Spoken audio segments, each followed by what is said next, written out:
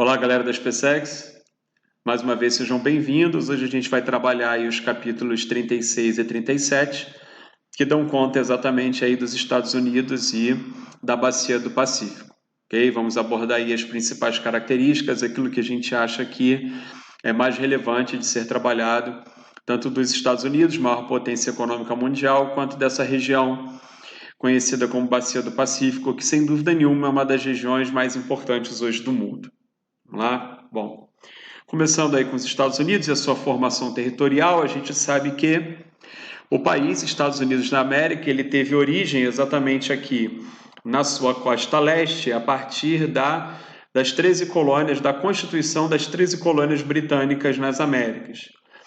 Isso vai acontecer ao longo dos séculos XVI, XVII e no século XVIII, mais especificamente em 4 de julho de 1776, acontece a declaração da independência dessas 13 colônias e a posterior expansão para o oeste, que vai significar exatamente a formação territorial dos Estados Unidos da maneira como a gente conhece hoje. Vai haver uma expansão militar que vai além aqui dos Montes Apalaches, que formavam uma espécie de barreira natural, de limite natural para o território das antigas 13 colônias. Então, o território que vai ser anexado militarmente junto ao Reino Unido será esse aqui, que está efetivamente aqui em rosa. Depois, em seguida, será comprado junto à França esse território que era conhecido até então como Louisiana, hoje é o nome de um estado dos Estados Unidos. E vão ser anexados também territórios que antes eram reivindicados pelo México, como é o caso de boa parte do Texas, aqui embaixo. Territórios que eram colônias espanholas, como é o caso da Flórida, aqui embaixo, como é o caso da costa oeste, boa parte que pertencia à Espanha. E vão ser comprados também territórios do Reino Unido, como é o caso do Oregon, onde hoje está aqui a cidade de Seattle. Isso vai acontecer, como vocês estão vendo, entre meados do século, a segunda metade do século XVIII e a metade do século XIX, e vai dar, na verdade, vai formar o que a gente chama de território dos Estados Unidos hoje. Além desse território, eles também têm o Alasca e o Havaí, certo? Como estados que não formam um território contíguo com esse que nós estamos acostumados a ver. Vou mostrar para vocês aqui alguns números, especificamente. A independência, como eu falei, acontecendo em 4 de julho de 1776. A área territorial hoje tem mais de 9 milhões de quilômetros quadrados, a população que ultrapassa os 330 milhões, um PIB que é o maior do mundo, que fechou 2019 com mais de 20 trilhões de dólares, e o IDH, o Índice de Desenvolvimento Humano, que está entre os muito altos, 15º do mundo, fechando em 0,92 em 2019. Ao lado aí, eu também estou trazendo para vocês a pirâmide etária dos Estados Unidos, que mostra exatamente uma pirâmide equilibrada, típica de um país desenvolvido que já fez a sua transição demográfica, que já concluiu a sua transição demográfica efetivamente. Bom, deixa eu mostrar aqui para vocês o Alasca, que foi o estado comprado junto ao Império Russo em 1867, efetivamente por 7,2 milhões de dólares, ou seja, uma quantia que hoje é considerada irrelevante, irrisória. Se a gente atualizar, colocar em qualquer site de atualização monetária, esse valor dá hoje aí algo em torno de 300 milhões de dólares, um pouco mais de 300 milhões de dólares. O que obviamente é muito pouco para um estado que hoje tem uma área de mais de 1,5 milhão de quilômetros quadrados, produz um PIB, sobretudo com relação à produção de petróleo, de 54 bilhões de dólares por ano e abriga mais de 1 milhão de habitantes.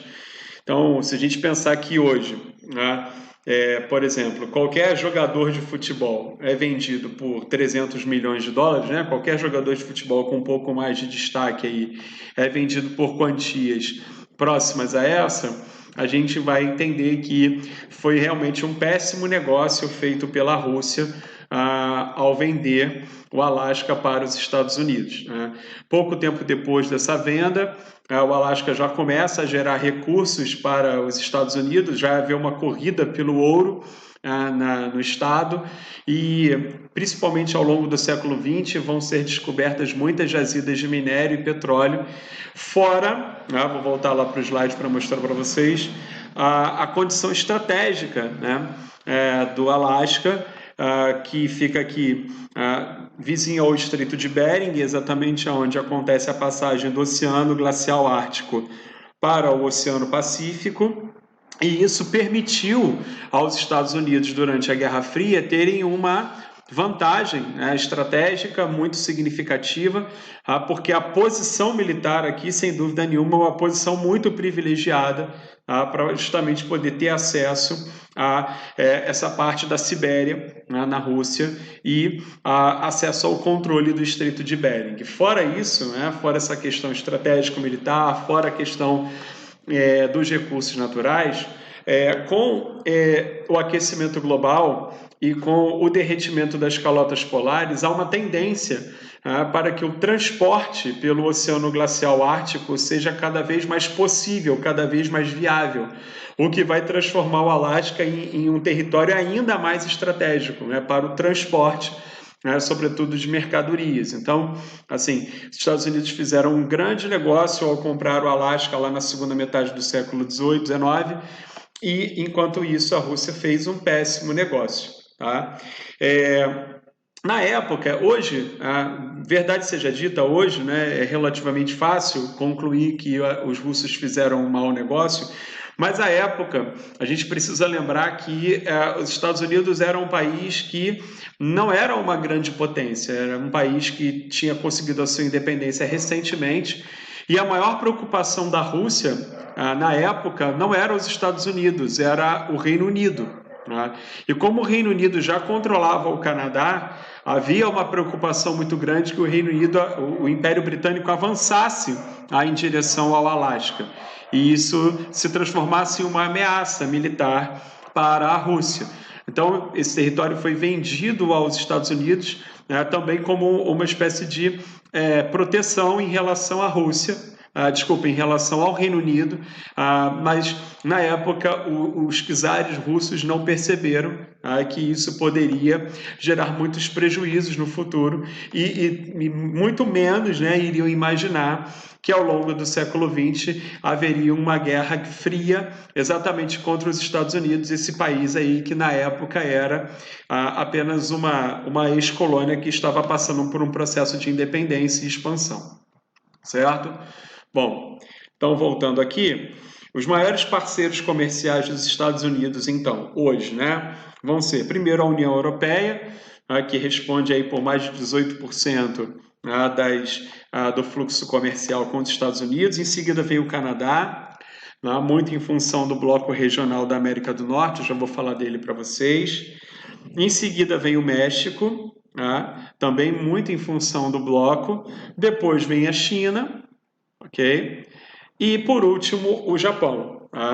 A China até chegou a ser o maior parceiro econômico dos Estados Unidos, mas perdeu esse posto nos últimos anos, não só por conta da ampliação do acordo comercial entre Estados Unidos, México e Canadá, como também pelas medidas protecionistas que o atual presidente Donald Trump, o atual presidente americano Donald Trump, vem tomando contra a China. Então, alguns números aqui, as exportações estadunidenses alcançam aí algo em torno de 1,6 trilhões de dólares, enquanto que as importações respondem por 2,4 trilhões de dólares.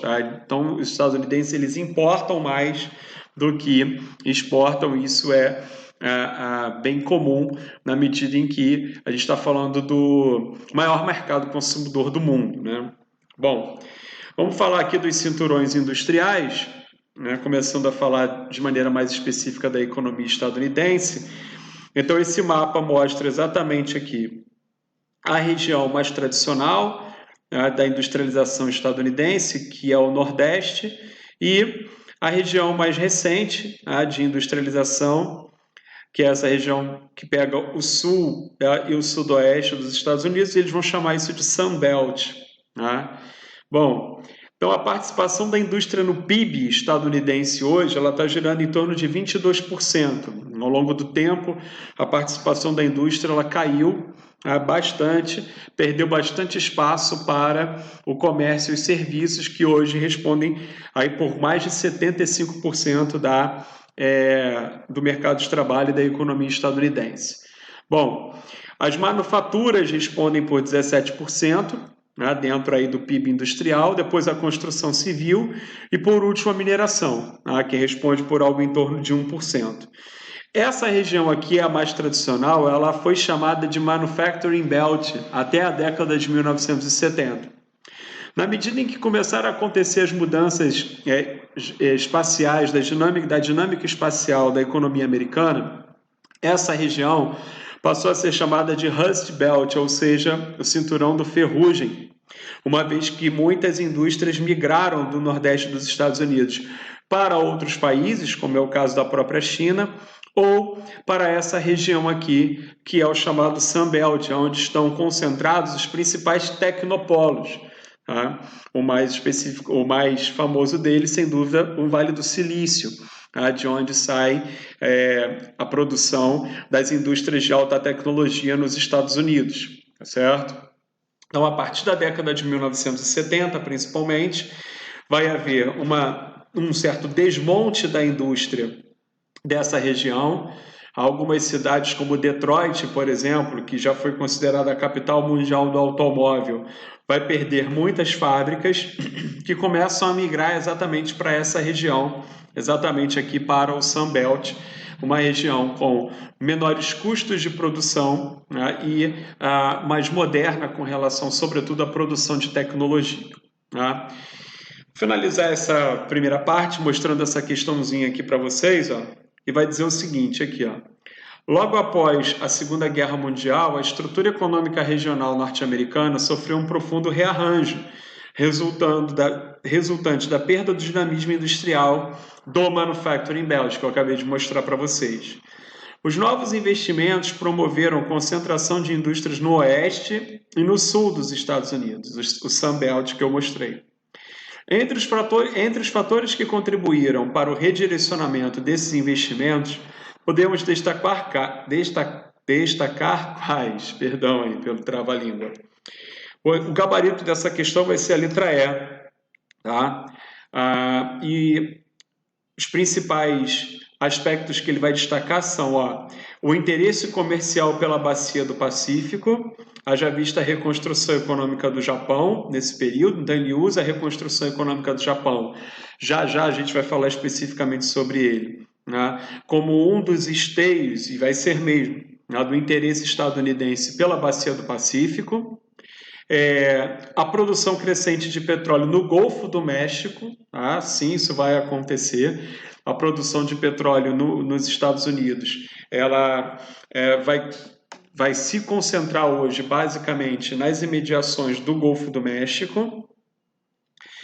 E por último aqui a possibilidade de redução dos custos com a força de trabalho, uma vez que as novas indústrias estariam distantes dos sindicatos operários do Manufacturing Belt. Então, como eu inclusive já falei para vocês, os custos, né, vão ser maiores lá no Sun Belt, né, e mais próximo da costa oeste. Vamos dar uma olhada nas duas opções aqui que não estão corretas. Limitada disponibilidade de ferro e carvão nas jazidas do Manufacturing Belt. Olha, isso já não vai mais fazer sentido, né?